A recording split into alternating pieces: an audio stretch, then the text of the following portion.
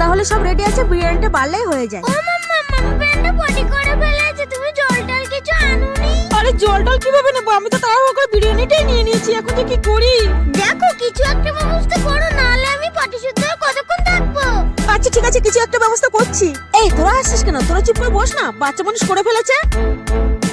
এখন যে আমি কি করি, মাথায় আর কাজ করছে না। দূর, ভালো লাগে না। তোদেরও নিয়ে পারা যায় না, আমি এদিকে বিরিয়ানি সামলাচ্ছি, তোরা এক বোতল জলটাও নিয়ে আসতে পারিস না? আমারই হয়েছে যত সব জ্বালা, আর ভাল লাগে না। তোরা এখানে বস, দেখি আমি কোথাও খালবিল পাই নাকি, জলটা নিয়ে আসি। কখন জল আনতে জানি না, আমরা বিরিয়ানিটা রেডি করে ফেলবো।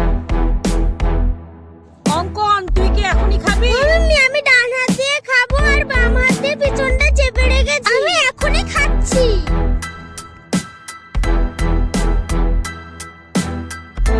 একই তুই সব বিরিয়ানি খেয়ে নিয়েছিস আমাকেই না দিয়ে? মা, ওসব পটি টটি সব মিথ্যা, এটা মাসির প্ল্যান ছিল।